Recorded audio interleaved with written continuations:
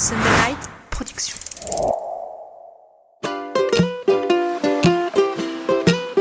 Bienvenue sur Mordu, le podcast des passionnés de glisse et d'outdoor. Mordu, mais aïe! Salut les mordus de glisse! Je suis très heureux de vous retrouver pour un nouvel épisode de Mordu, le podcast des passionnés de glisse et d'outdoor. Je suis Mathieu, et pour ceux qui ne connaissent pas encore le pitch de la fat interview de Mordu, je vous emmène à la rencontre d'un athlète qui vous donnera des ailes. J'ai aujourd'hui le plaisir d'accueillir le skieur Aurélien Lardy, un des spécialistes de pente raide. Avec Aurélien, vous allez découvrir une facette radicale du ski. Avec des pentes à plus de 50 degrés, l'erreur est interdite, impossible de chuter accroché à ses cars. Le ski de pente raide, c'est aussi un sport à la croisée de deux pratiques, le ski et l'alpinisme. Impossible d'accéder à ces pentes sans avoir un solide bagage alpin et d'être capable d'explorer des zones inaccessibles pour le commun des mortels. J'ai adoré m'immerger dans l'univers d'Aurélien, l'épisode est top et devrait vous inspirer. Allez, c'est parti pour ce nouvel épisode de Mordu, Aurélien Lardy, le ski extrême en pente raide. Salut Aurélien, bienvenue sur Mordu. Salut, merci beaucoup. Un grand merci d'avoir accepté cette invitation. Surtout que j'ai vu qu'il y avait eu Fat de neige cette semaine. Là, t'es collé à Paris, donc c'est sympa de passer au studio. Ouais, c'est pas facile, ça me fait un peu des vacances, ça me fait un peu mal quand même, mais je suis très heureux de te rencontrer. Ouais, bah écoute, c'est très cool. Moi, j'aimerais bien pour commencer, t'es un spécialiste du ski en pente raide ou de pente raide. Tu peux nous expliquer ce que c'est ? Alors le ski de pente raide, c'est du ski tout simplement comme on l'imagine, comme on le connaît, mais dans des pentes à des inclinaisons quand même très importantes qui dépassent la plupart du temps les 45 degrés, qui vont jusqu'à 60 degrés. Pour imager ça, quand on se tient debout dans une pente et qu'on tend le bras sur le côté, la plupart du temps en pente raide on touche le mur. Et comparé à une piste noire pourrait paraître très plate comparé aux pentes dans lesquelles on peut parfois aller. Et alors du coup, dans ce type de pente, qu'est-ce que tu fais ? Tu arrives à skier ? C'est quoi le délire ? Alors ouais, on fait complètement, c'est vraiment du ski, hein. C'est-à-dire que, alors pour moi, par rapport à la vision que j'ai, c'est un petit peu le summum, c'est là où je me fais le plus plaisir, c'est le Graal, c'est un petit peu la fin du voyage à ski finalement.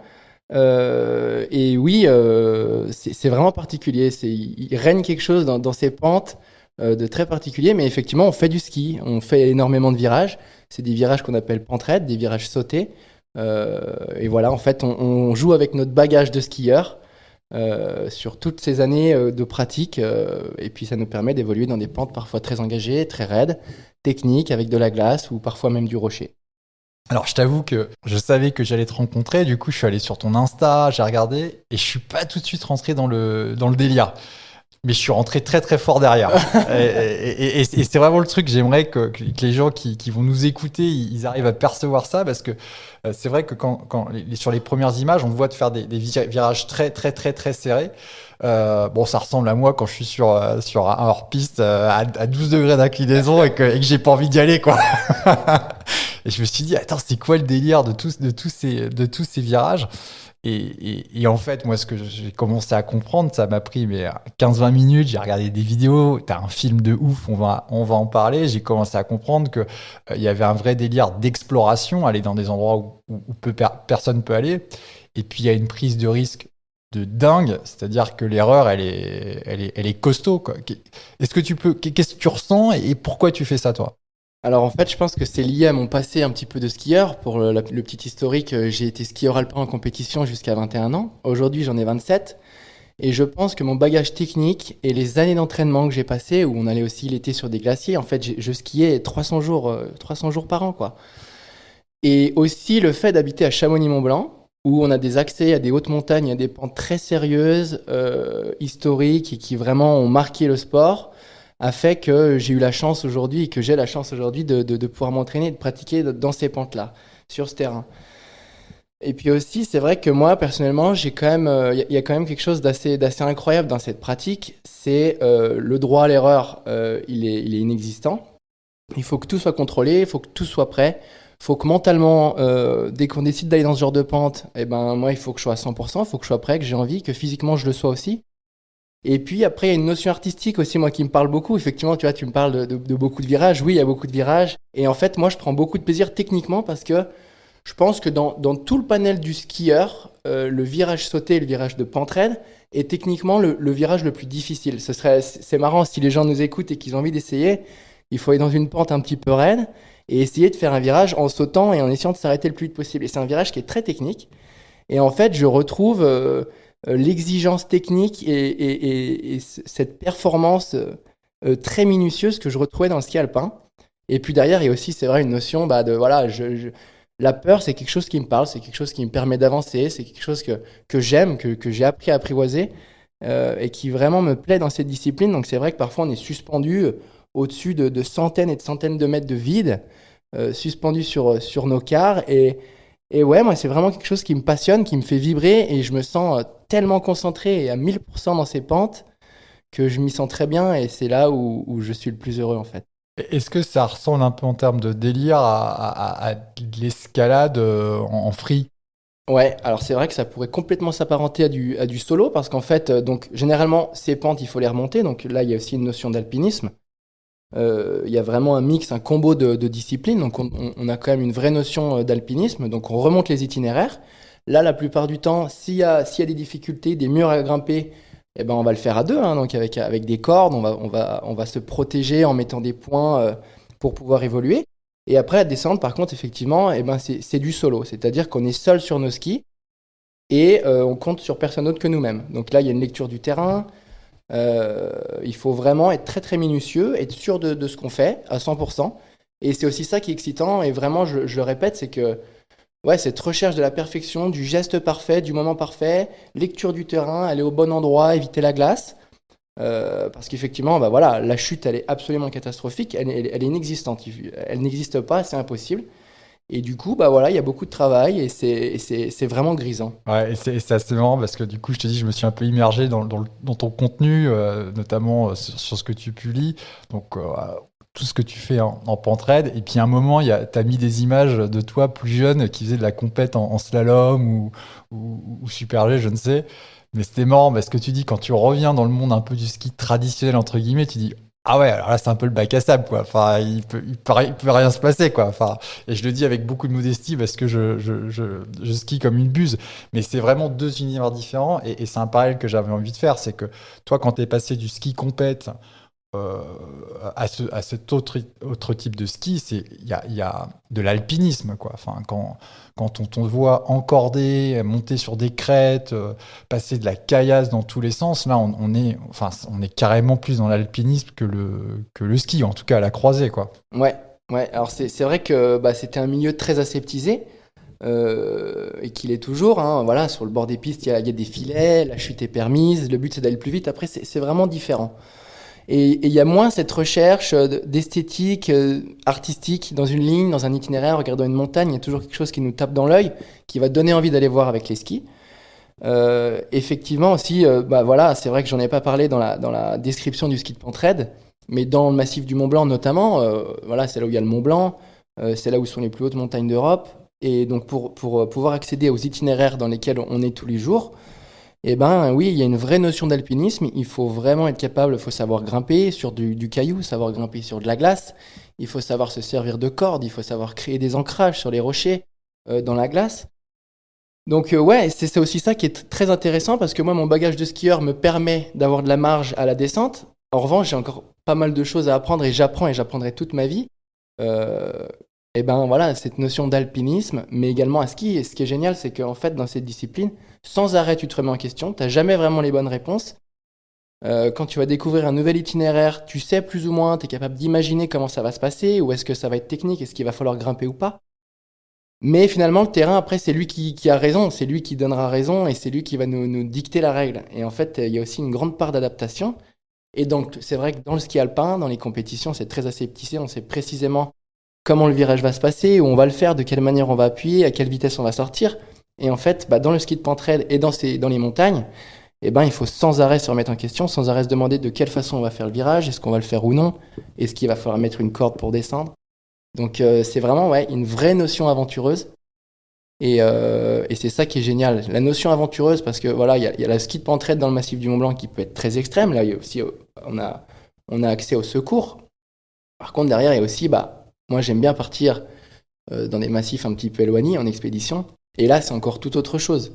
Tu as un engagement qui est vraiment certain, tu comptes sur aucun secours, aucun hélicoptère, rien du tout. Et c'est pour ça que le terrain qu'on a à Chamonix-Mont-Blanc, il est juste fantastique. Comment tu gères cette notion de dangerosité? Alors, on reçoit souvent chez Mordu soit des parapentistes ou des base jumpers qui, quand on leur parle du fait que tu peux mourir et tout ça, eux, ils te disent c'est la partie que j'aime pas dans mon sport en fait. Enfin, c'est pas ça du tout qui m'excite. Je suis pas un trompe la mort. Toi, cette partie, j'ai pas le droit à l'erreur. C'est quoi? C'est un moteur? Ça t'excite? Qu'est-ce qu'il y a là-dedans?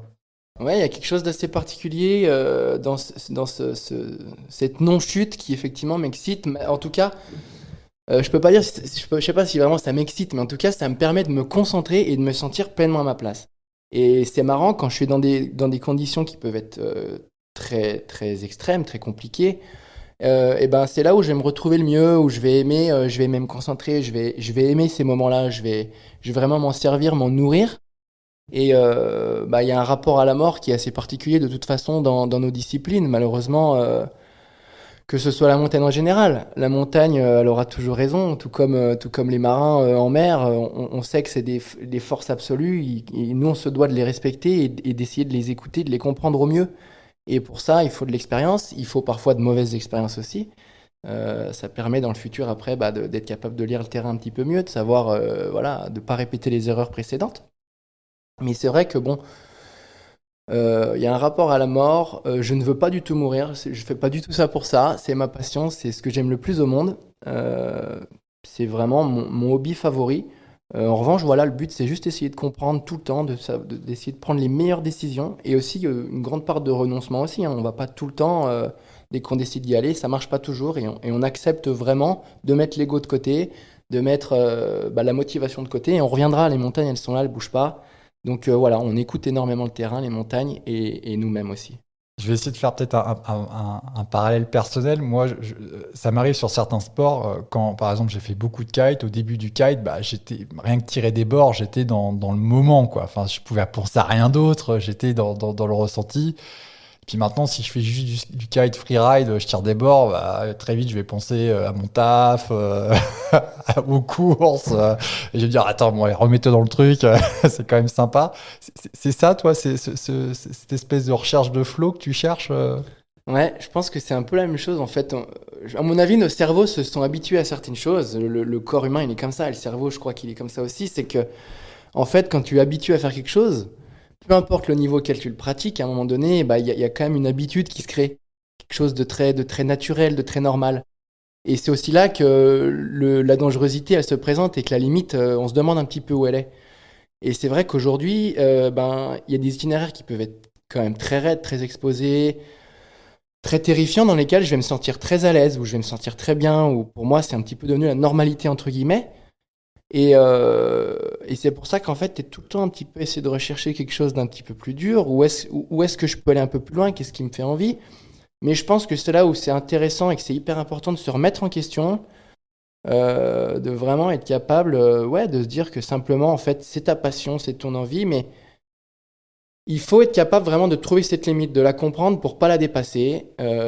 Et c'est pour ça qu'aujourd'hui, j'arrive quand même désormais à me satisfaire de choses qui sont plus banales, entre guillemets, qui peuvent être très simples. Et ça, j'en suis très heureux. Et Tu parles comme un mec qui a déjà dépassé la limite une fois, non? ouais, plusieurs fois. Plusieurs fois. Explique-nous. Plusieurs fois, notamment en expédition. Alors à la descente, il m'est jamais rien arrivé. J'ai jamais chuté, etc. Par contre, c'est vrai que dans des expéditions, dans des voyages, quand on part loin, sur des semaines et des semaines pour aller chercher une montagne en particulier ou une descente, il y a cette lecture du terrain qui, la plupart du temps, on évolue sur des glaciers. Et moi, là, tu vois, j'ai un souvenir qui me revient en tête. On était en Alaska l'année passée. Et en Alaska, on a fait 50 jours d'autonomie seul dans la montagne. On a croisé quasiment personne. Et au 20e jour, on était dans une grosse tempête. Il fallait absolument avancer parce que si tu n'avances pas, de toute façon, à un moment donné, tu vas périr, quoi. Et tu comptes que sur toi. Le but, c'est d'avancer. Il faut avancer, peu importe les conditions.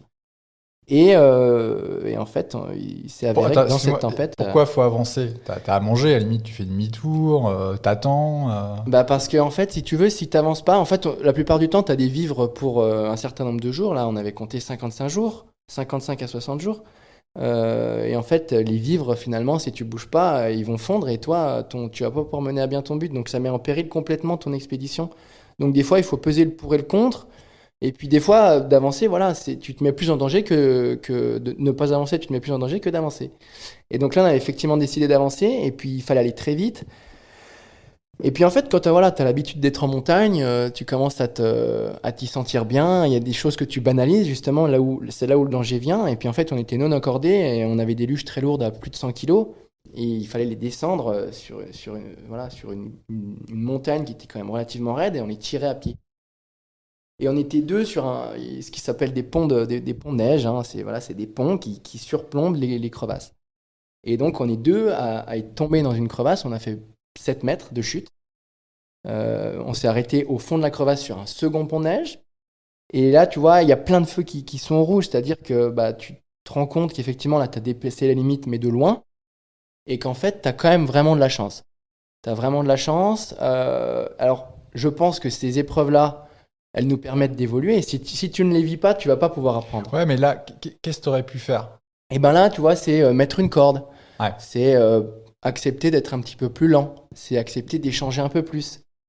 C'est des petites choses qui aujourd'hui, en fait, cet accident-là nous a permis dans la suite de l'aventure d'anticiper ce genre de choses. On savait très bien qu'elles étaient là, mais en fait, si tu tombes pas dedans et qu'à chaque fois le pont de neige y tient, eh ben tu te poses pas la question, tu te dis pas ah là attention, danger.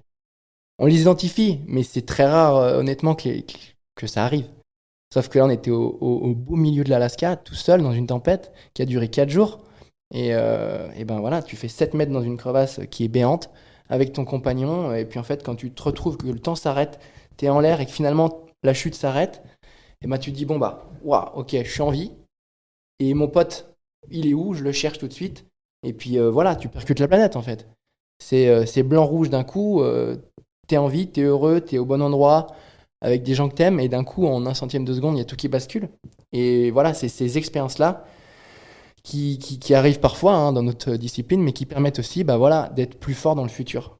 Alors ça, c'est le truc qui arrive dans ta discipline, mais qui arrive aussi dans la vie, quoi. Enfin, c'est la vie XXL, quoi, ce que tu fais. Comment tu réagis à ça, toi? Derrière, t'as eu le choc émotionnel et après, tu t'effondres en mode... Oh, quand tu as eu un accident de voiture, un truc comme ça, des fois, c'est un peu dur. Ou est-ce que toi, ça te galvanise comment tu réagis à ce genre de... Non, mais je pense qu'on réagirait tous de la même façon. C'est-à-dire que tu percutes la planète quand même pendant une seconde. Hein. Tu te dis vraiment là, c'était très compliqué, c'était très chaud, on a vraiment eu de la chance. Et puis en fait, là, on est dans un voyage où on savait qu'on partait pour des jours et des jours en montagne. On savait qu'il allait avoir des problèmes, on savait qu'il allait potentiellement, ça allait être semé d'embûches et qu'on allait parfois tomber dans ces embûches. Donc ça faisait partie du jeu, on était très conscients, il y avait un engagement qui était très certain, c'est aussi une acceptation. Hein. C'est une acceptation, c'est-à-dire que tu as ton projet et pour aller au bout du projet, voilà, il y a une acceptation de choses et un engagement qui est très particulier, mais qui est que sur ce laps de temps. Tu sais que tu as 50 jours, bon bah là, sur ces 50 jours, je vais mettre l'engagement de ma life, quoi. Et là, on était autour du 15e jour, et en fait, on avait compté 50 jours, donc 15e jour, l'accident arrive, on apprend, on en parle, on échange, mais une fois qu'on a les réponses, on passe à autre chose. Et c'est ce qui s'est passé. Magnifique. Alors, t'es à Paris parce que tu présentes un film dans le cadre d'un festival dans lequel t'es un protagoniste principal, ça s'appelle Chronoception, c'est une expédition au Kirghizistan, whatever. Whatever, par là-bas. J'ai mis 15 minutes à trouver le nom sur Wikipédia parce que je le tapais pas bien. Et c'est chaud. Mais c'est près de la Chine et du Tadjikistan, très reculé. Déjà, film de dingue, c'est-à-dire que voilà, ça s'appelle Chronoception, on le redira à la fin, mais faut que les auditeurs aillent le regarder. Les images sont incroyables, la prouesse technique est folle, mais la réelle du film est aussi dingue. J'ai adoré. Ça, c'est mes impressions. C'est quoi les tiennes? Alors, on pourrait faire un podcast de 4 heures sur ce trip, mais si tu peux me décrire ce trip, son objectif, ouais, bien et sûr. puis peut-être me dire c'était quoi ton meilleur souvenir et le pire. Alors, Chronoception, c'est un projet qui est sorti tout droit de l'esprit de Thomas Delfino. Pour la petite histoire, en fait, on Donc devait Thomas, partir. c'est un snowboarder. Thomas Delfino, ouais, snowboarder professionnel qui avait fait Zabardast dans le passé, que beaucoup de gens ont vu d'ailleurs, qui était une réalisation de picture également. Et en fait, Thomas, le projet numéro 1, c'est on devait aller en Russie. On devait aller en Russie, prendre le train transsibérien pour pouvoir aller skier une montagne qui n'avait jamais été skiée auparavant au beau milieu de la Russie. Sauf qu'il y a une petite guerre qui s'est créée entre la Russie, qui a éclaté entre la Russie et l'Ukraine. Et donc là, il a fallu réfléchir autrement, il a fallu faire autre chose, il a fallu partir ailleurs. Et Thomas était parti au Kyrgyzstan un an avant pour aller faire de l'alpinisme et puis repérer un petit peu. Thomas, il faut savoir qu'il a vraiment un œil incroyable pour repérer des endroits. Il passe des heures sur son ordinateur à regarder les images satellites de la planète entière pour essayer de trouver des petits trésors, parce qu'il reste effectivement encore des massifs qui sont des petits joyaux qui sont inconnus, non pratiqués, il y a même parfois aucun alpiniste qui y allait, et qui sont la plupart du temps, du coup, très reculés. Donc on est allé au Kyrgyzstan, dans le massif du Tien Shan, qui est à la frontière entre la Chine et le Kyrgyzstan. C'est une chaîne qui est au sud du Kyrgyzstan. Et donc là, c'est un massif où le sommet le plus haut est à 5800 mètres. Il s'appelle le Kyzyl-Asker. C'était notre plan A. Le but, c'était d'aller sur ce sommet-là. Et en fait, notre aventure, elle a été semée de tonnes d'embûches. Parce que déjà, on savait que c'était très reculé, c'était très loin. Il allait falloir être patient pour y accéder. On a fait 25 jours. On a fait 25 jours d'autonomie. Et en fait, pour faire un petit pitch rapidos, c'est que des camions devaient nous poser au camp de base en 6-7 heures de temps. On a roulé 2 heures. Et puis à partir de là, les camions ont commencé à s'embourber parce que c'était la première fois que des gens allaient s'aventurer à cette période de l'année, donc au printemps, dans ces montagnes-là. Et très rapidement, on s'est retrouvé coincé à se poser la question de comment on fait, qu'est-ce qu'on doit faire. On est encore à 40 km du camp de base. Et du camp de base, on savait que les montagnes étaient encore à 20 km. Donc on était à plus de 60 km de nos objectifs. Et de là, s'est découlée une aventure fantastique où on s'est battu comme des lions pour pouvoir justement accéder à ces montagnes de rêve qu'on a pu toucher du bout du doigt. Magnifique, les images sont dingues. Effectivement, on passe beaucoup de temps dans l'approche et c'est presque ce que j'ai préféré. Des paysages de Maboule. Enfin, il y a des images, il y a quelques effets spéciaux à certains endroits, mais il y a des images, on se dit c'est pas possible qu'il y ait ces couleurs, ces ciels là qui étaient incroyables. T'as vécu ça toi aussi? Ouais, on a vraiment été gâtés par le Kyrgyzstan. En fait, c'est vraiment un pays qui est très sauvage, où il y a une culture fabuleuse de la nature, des animaux et des montagnes. Et c'est vrai qu'on a vraiment pu vivre ça, notamment, donc on a effectué quand même 25 jours dans la montagne, seul. Et on a vraiment pris le temps de vivre au rythme de la nature, au rythme des rivières, au rythme des chutes de neige. Pour la petite anecdote, ce qui est intéressant, c'est qu'on a fait 25 jours sur place, mais on a skié que 4 jours. Donc je te laisse imaginer le temps qu'on a pu prendre, le temps qu'on a eu pour apprécier ces paysages, ces couleurs, ces levées de soleil, ces couchers de soleil et ces montagnes fabuleuses. C'était incroyable. Ouais, alors, tu as eu le temps d'apprécier, tu as eu le temps aussi de mettre des coups de pelle pour désembourber le camion et porter des sacs. Vraiment, ouais. Donc oui, il a fallu sortir les camions, sauf qu'en fait, on était venu avec un camion. Et le camion, on a essayé de le sortir. C'était juste impossible, hein. C'est des très gros camions qui étaient très embourbés jusqu'aux essieux. Donc il y a un second camion qui est venu. Et le second camion, à peine arrivé, s'embourbe également. Donc là, il a fallu réfléchir différemment. Et en fait, l'approche, on l'a réfléchi différemment. On a réussi à trouver des chevaux. Et puis en fait, il a fallu faire ces kilomètres à pied. Et donc, petite information, c'est-à-dire que aller-retour, le voyage en entier, on a marché plus de 180 km. Et la plupart du temps, on était chargé de sacs autour de 35 kilos. Ouais, bien lesté, quoi. Ouais, c'était pas mal, ouais. Et alors c'était quoi, du coup, c'est quoi le meilleur souvenir?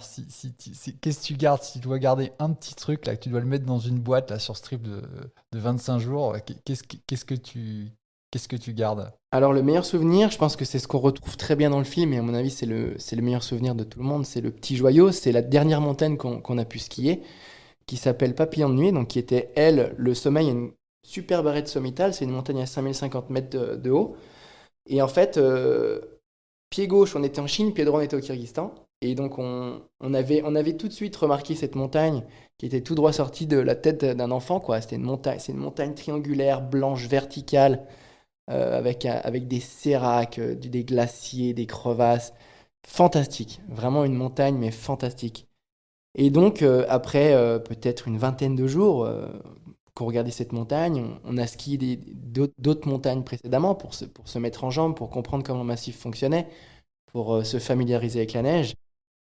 Et puis on s'est dit, bon bah allez, c'est maintenant. La montagne, elle est là, elle est prête, elle a l'air d'être en condition. Nous, on est prêts mentalement, physiquement. Et donc on est monté sur cette montagne avec Thomas, Delphino, Léa Chloé qui est snowboardeuse et les 2 guides, Jean-Yves Fredriksson et Elias Millerio. Et on a effectué la première descente de cette montagne juste mystique, inimaginable. Une montagne de plus de 800 mètres de haut, avec des passages à plus de 55 degrés. Et vraiment, ça c'est un bijou, c'est un joyau que j'ai dans ma poche, que je regarde tous les jours, que je chéris et qui est ancré dans ma tête pour toujours. Et ça, c'est de loin le plus beau souvenir de ce voyage, qui est très bien retranscrit dans le film. Et quand tu descends pour la première fois une pente comme ça, tu es peut-être le premier à la skier ou le seul à le skier des 10 dernières années. J'imagine que tu observes, mais c'est quoi la part de préparation sur la trajectoire et les obstacles, et puis l'impro? Ouais, alors ce qui est super aujourd'hui, c'est qu'on a quand même beaucoup d'outils, hein, que ce soit des cartes, que ce soit nos appareils photo avec nos téléphones. Donc le but, c'est de vraiment regarder la montagne tous les jours, énormément, vraiment passer du temps. Il faut analyser, il faut zoomer dans les photos, il faut chercher les passages, il faut vraiment essayer de déchiffrer un problème qu'on a sur la table. Il y a une envie, un besoin très, très important d'aller voir cette montagne, de descendre par un itinéraire qui te tape dans l'œil, qui est artistique, qui est beau. C'est une peinture que tu as envie de dessiner avec tes spatules.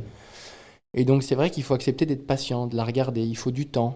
Donc c'est comme ça que ça fonctionne. Et puis après, c'est la curiosité. Tu devines un passage, tu te demandes si ça peut passer, tu penses que ça peut passer.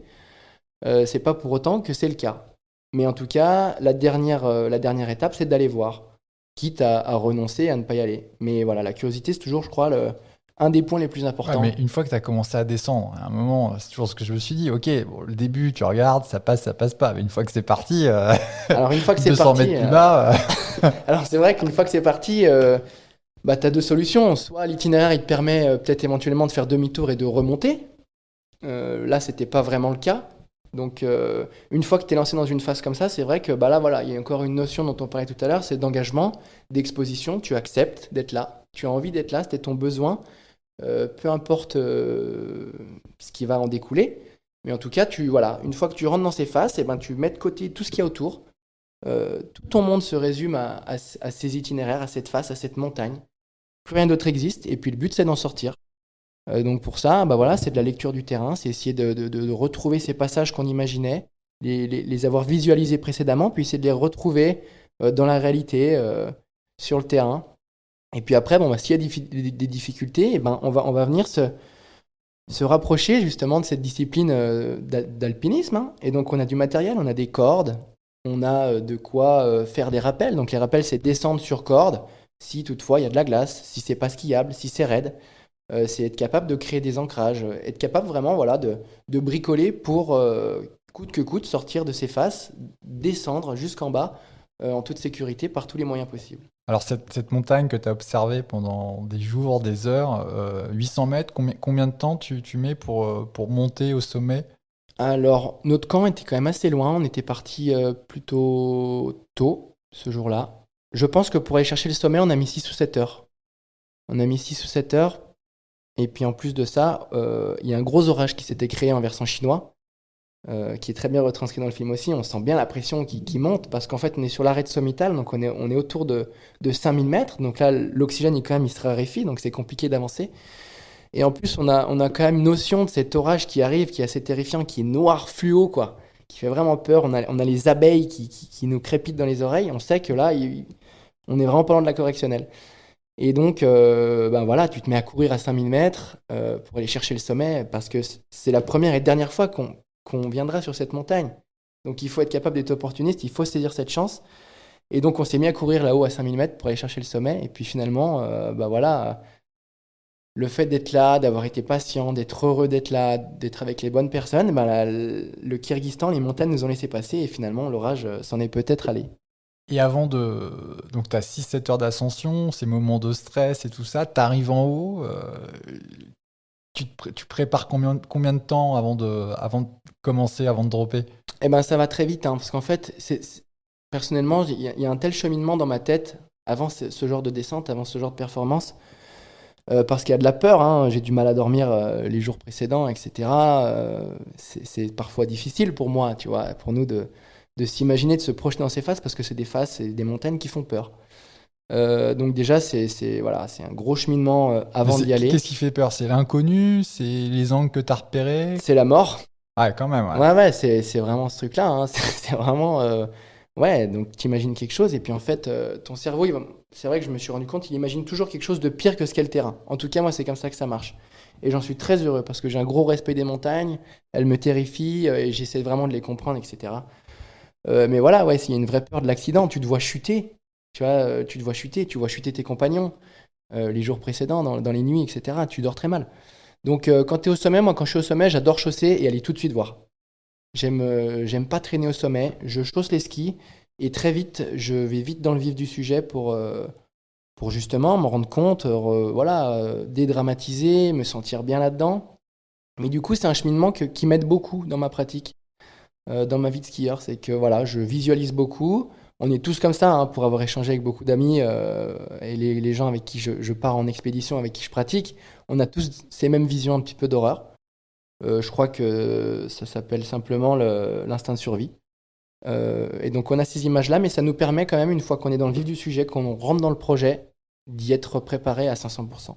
Alors là, tu t'as repéré, tu as tes skis au pied, et puis tu vas dropper. Donc tu as l'équipe, tu as tes compagnons de cordée qui sont là, les guides, l'équipe technique. Tu vas dropper, c'est ton tour. Qu'est-ce que tu te dis dans ta tête? Tu fais le vide, tu as une pensée, tu as un rituel?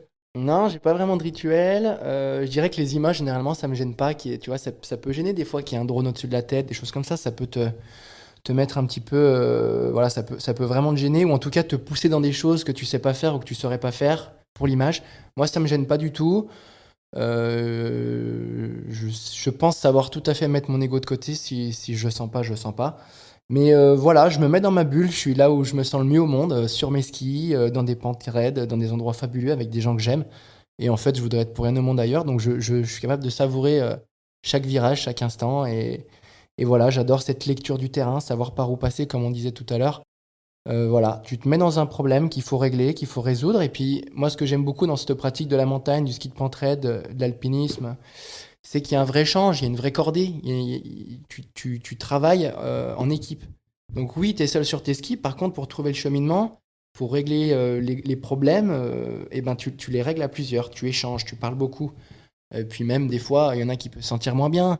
Donc s'il y en a un qui se sent moins bien, il va peut-être passer derrière, puis suivre le compagnon. Et puis inversement, plus bas. Donc il y a vraiment un échange qui se fait.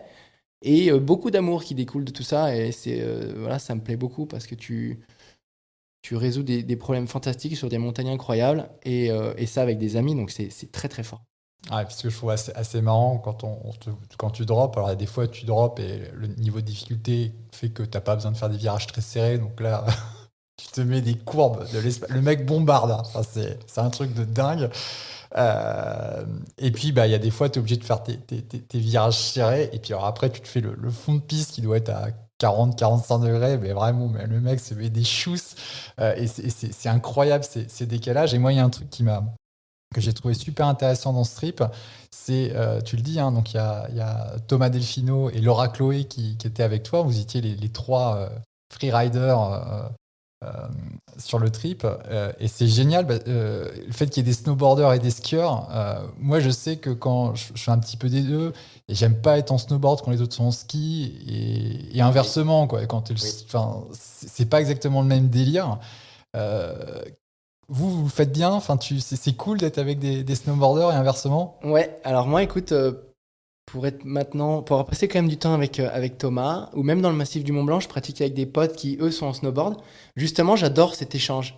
Je trouve ça génial, et puis moi, ça m'inspire vachement, en fait. Aujourd'hui, tu vois, j'ai pas qu'une pratique de skieur de pente raide, j'adore aller faire de la poudreuse, aller faire du freeride. Et c'est vrai que d'avoir vu évoluer mes copains snowboarders, et ben ça m'a moi-même donné envie de faire du snowboard. Donc maintenant, je fais beaucoup de snowboard aussi quand les journées de poudreuse se présentent. Mais c'est vrai que c'est assez intéressant dans des phases en tout cas sérieuses de pouvoir échanger avec eux. Parce que nous, en ski, on va se sentir très bien dans certains terrains, notamment dans les traversées. Dans une Ouais. traversée, en ski, tu te sens très bien. En snowboard, pour eux, c'est un enfer. Ah, la Euh, petite traversée là, avec de l'angle Voilà. et de la glace, c'est Ça n'a rien à l'horreur. voir. C'est deux sports différents, quoi. C'est deux choses différentes. Et puis en revanche, eux, ils peuvent être parfois un peu plus à l'aise quand c'est très raide. Quand c'est très raide, tu vois, ils se mettent face à la paroi. Et si toutefois, tu as des piolets, hein, donc c'est ce qui te permet de t'accrocher à la montagne, eh ben, tu peux vraiment évoluer dans des terrains très raides. Quand ski, tu es de côté, tu es sur un pied, les virages, voilà, après, chacun dans leur domaine, les virages sont très techniques et peuvent être très compliqués. Mais voilà, c'est un échange qui se fait. Et puis, il faut être capable de lire le terrain. Du coup, ce qui est intéressant, c'est que tu dois lire le terrain quand tu es devant, pour toi, skieur, mais aussi pour ton compagnon derrière qui est en snowboard. Donc, s'il y a une traversée, il faut optimiser la traversée pour ton pote en snowboard pour qu'il puisse passer le plus simplement possible. Donc, non, c'est vrai que moi, j'aime beaucoup. Et puis, c'est un sport qui est très, très beau à regarder. Donc, voir évoluer des copains en snowboard, moi, j'en prends plein les yeux. Ah, il y a Thomas Delfino qui se met un virage, mais de l'espace. Il dit, j'ai eu l'impression de tuber dans une vague, mais c'est exactement ça. Non, Ah mais ouais, c'est incroyable. c'est juste magnifique. Et ça m'intéresse c'est marrant qu'un mec comme toi qui a ce niveau de ski, tu trouves quand même du plaisir à faire du snowboard dans de la poudreuse. Ah ouais, je prends énormément de plaisir. Alors après, c'est peut-être aussi moi, mon tempérament, c'est-à-dire que j'aime aller dans des zones que je ne connais pas, sortir de ma zone de confort. Comme bah voilà, moi je suis skieur pur et dur. En revanche, voilà, j'ai appris à partir en expédition. J'ai appris à faire du kayak pour une expédition. Comme aujourd'hui, bah voilà, le snowboard, j'ai toujours un peu pratiqué, mais j'ai pas un niveau fantastique.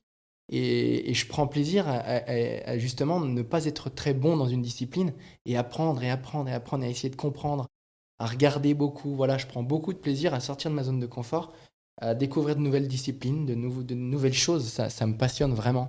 Ton pire souvenir sur ce trip-là, c'est quoi?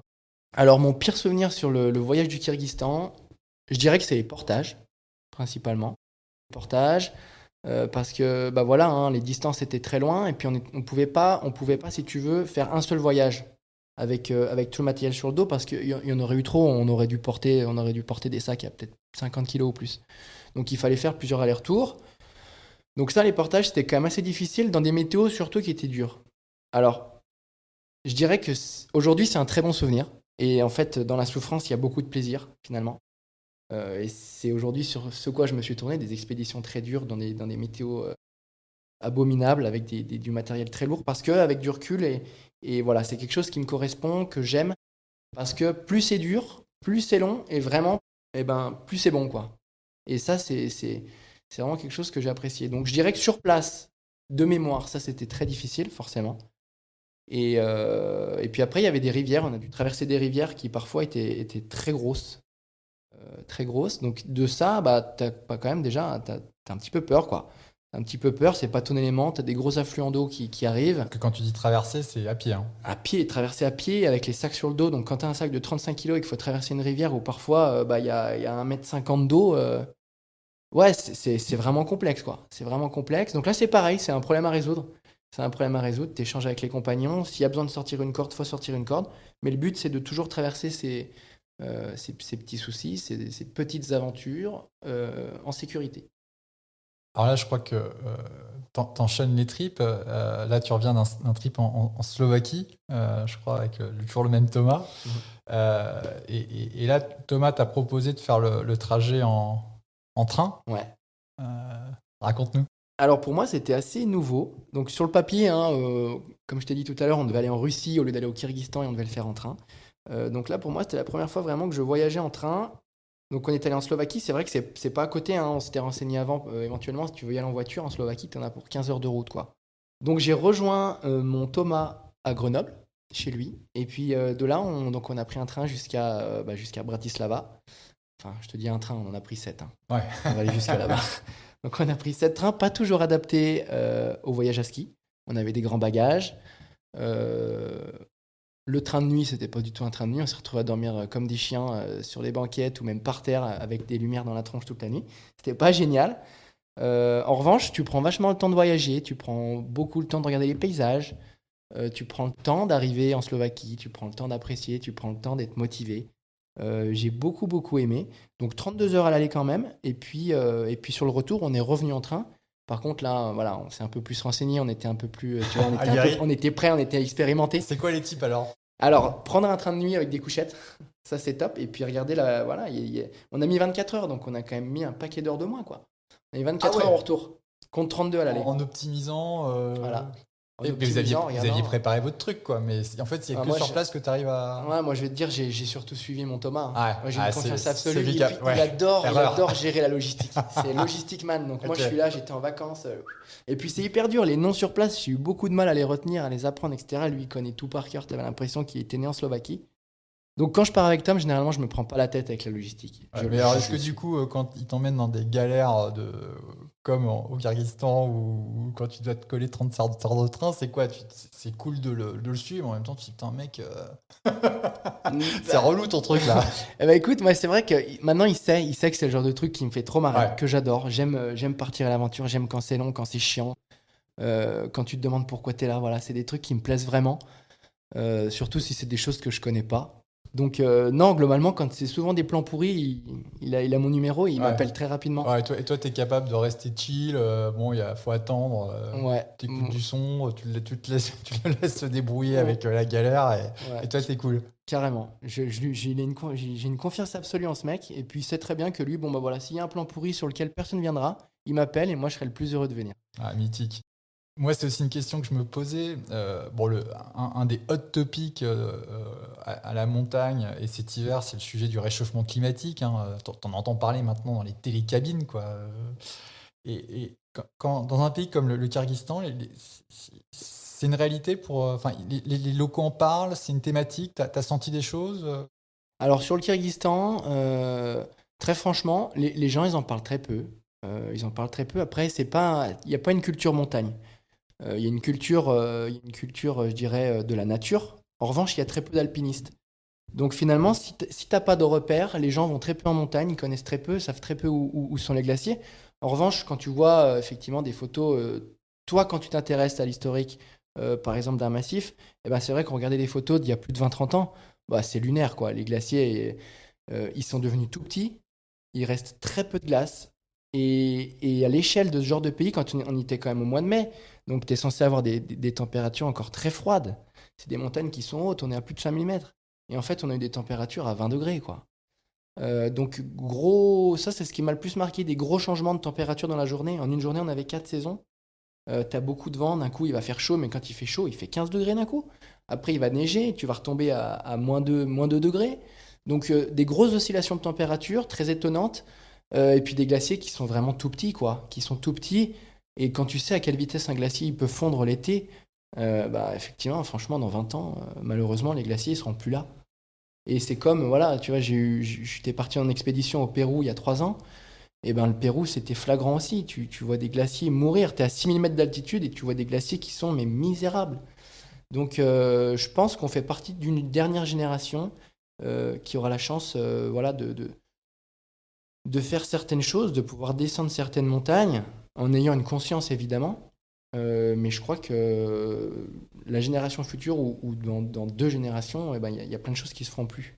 Bon, après, toi, t'es presque un peu next-gen déjà, parce que t'arrives à bien skier sur les cailloux, donc je pense que Ça évolue, ouais, on évolue, on s'adapte. Ouais, tu es déjà dans une pratique qui est un peu différente. T'as un entraînement spécifique? Comment tu te prépares là? Je faisais la blague sur les cailloux pour enchaîner, mais c'est quand même particulier. C'est quoi l'entraînement? J'ai pas d'entraînement spécifique. Je skie beaucoup et j'aime skier sous toutes ses formes. Après, effectivement, le ski de montagne, donc ouais, comme tu dis, les cailloux, tu parles des cailloux pour expliquer aux gens, c'est-à-dire que parfois, ça nous arrive de faire ce qu'on appelle du dry ski. C'est-à-dire qu'entre 2 bandes de neige, entre deux pistes, 2 pans de neige skiables, et ben des fois, il n'y a pas de connexion. Donc pour ça, si l'endroit le permet, on va, tout en gardant les skis au pied, passer sur le rocher, grimper avec nos skis entre guillemets, pour pouvoir aller chercher l'autre pente de neige. Donc ça, c'est assez nouveau. Ça a été, je dirais que ça s'est beaucoup développé avec Vivian Bruchet, et Kylian Jornet, qui avait commencé à faire des itinéraires comme ça il y a une dizaine d'années en posant les skis sur le granit, en posant les skis sur le caillou, et ça permet d'ouvrir de nouvelles lignes, ça permet des connexions fantastiques. Et du coup, on se pose la question, est-ce que c'est toujours du ski ? Pour nous, effectivement, ça l'est, ça peut paraître assez utopique, mais du coup, c'est intéressant, il y a un combo de choses qui se crée, il y a une nouvelle discipline qui est en train de voir le jour, et c'est quelque chose d'assez plaisant, mais du coup, il n'y a pas de pratique, il n'y a pas d'entraînement spécifique pour moi, c'est juste y passer du temps. Et c'est quoi? C'est du matos spécifique? Parce que. Ou est-ce que c'est un truc de skieur pro sponsor, tu fais une descente et t'appelles la marque pour te refiler des skis? C'est quoi le délire? Non, c'est, tu vois, même avant d'être sponsorisé, quand j'allais dans des itinéraires où parfois, on se devait de passer à certains endroits en dry ski, donc avec les skis sur du caillou. Je le faisais avec plaisir parce que pour moi, en fait, dans une ligne aussi, ça c'est quelque chose, mais c'est cette chose artistique. Pour moi, une ligne qui va se faire du sommet jusqu'en bas, donc du sommet de la montagne à sa base, sans retirer les skis, sans utiliser la corde, sans utiliser le piolet, les crampons, et ben pour moi, c'est d'un esthétisme certain. Plus on garde les skis au pied, plus c'est beau. Et si ça mérite un passage avec un saut éventuellement, d'une barre rocheuse, un petit saut, ou un passage avec les skis au pied sur du granit, sur du caillou, et ben pour moi, esthétiquement, ce serait une descente vraiment réussite et très très belle. C'est quoi le prochain trip? Alors le prochain trip, alors là cette année, j'ai quand même décidé de rester ici. L'année passée, j'ai fait l'Alaska et la Patagonie argentine. Donc c'est vrai que bon là, j'ai quand même bien profité et il y a quand même une conscience. Après, c'est vrai que c'est difficile pour moi de mettre mes plus grands rêves de côté. J'ai qu'une vie, donc je fais comme je peux en équilibrant les choses avec ma conscience. Mais donc cette année, je vais rester dans les Alpes françaises. J'ai plein de projets dans le massif du Mont-Blanc, qui est un massif magnifique, hein. Les gens viennent du monde entier pour y skier, pour y grimper. Donc il y a plein de projets en tête, des répétitions un petit peu historiques ou des ouvertures, des choses qu'on regarde depuis quelques années. Et puis en revanche, je travaille sur 2025 pour éventuellement 1 à 2 expéditions assez loin et assez dures, très très dures, encore plus dures que ce que j'ai pu faire jusqu'à maintenant. Avec une très grosse, un isolement très certain, vraiment très loin, très long, plusieurs jours sur des montagnes qui n'ont jamais été parcourues à ski. Donc voilà, aujourd'hui, c'est ce qui me fait vibrer le plus. Ouais, en tout cas, moi, j'invite vraiment tous ceux qui nous auront écoutés à découvrir ce que tu fais, à cette facette du ski, mélange de ski et d'alpinisme, à regarder le film Chronoception. On pourra le voir où? On peut le voir qu'en festival ou quand? Alors, Chronoception, il est en festival encore jusqu'à fin mars, dans toute la France. Il suffit de taper Banff, BANFF sur Internet, et puis en fait, il y a toutes les dates qui sortent. Et puis par la suite, ce film, il sortira l'automne prochain. Alors, te dire quand précisément, je sais pas, mais en tout cas, il sera sur YouTube. Donc, ce sera assez facile de le retrouver. Ah, excellent. Et j'ai hâte parce qu'il est ultra cool. On arrive à la fin de ce podcast. J'aime bien terminer par cette question. Qui t'aimerait écouter sur Mordu? Quelqu'un qui t'inspire, qui te fait rêver, que tu auras envie d'entendre sur un format comme le nôtre? Eh ben, écoute, je pense à mon ami Thomas, parce que même si c'est mon compagnon de cordée, ça reste quand même pour moi une référence, quelqu'un qui m'a motivé à faire ce que je fais aujourd'hui. Et ça me ferait grand plaisir de l'entendre parler ici. Écoute, je vais choper le number. Je te le passe tout de suite. Aurélien, un grand merci.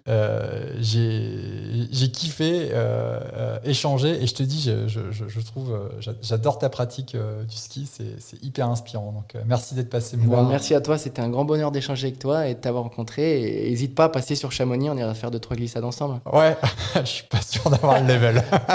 Salut mec. À bientôt, ciao. Ciao. J'espère que vous avez autant kiffé que moi ce moment avec Aurélien. C'était une vraie découverte et je me suis régalé. Si vous avez aimé cet épisode, je vous conseille vivement d'écouter ou de réécouter la fat interview d'un autre chasseur d'intensité, Victor Delorue, le snowboarder français de nouveau champion du monde de freeride cette année. C'est l'épisode 28. Si vous aimez Mordu, partagez cet épisode et mettez-nous 5 étoiles sur vos apps d'écoute. Avec un commentaire, ça nous aide énormément à être visible. Merci à tous ceux qui nous soutiennent, qui nous envoient des messages, qui disent que Mordu, c'est top, ça nous fait énormément plaisir et ça nous donne vraiment envie de continuer. Bon allez, sur neige, sur l'eau ou dans les airs, j'espère que la prochaine session est pour très bientôt. Je vous embrasse les mordus.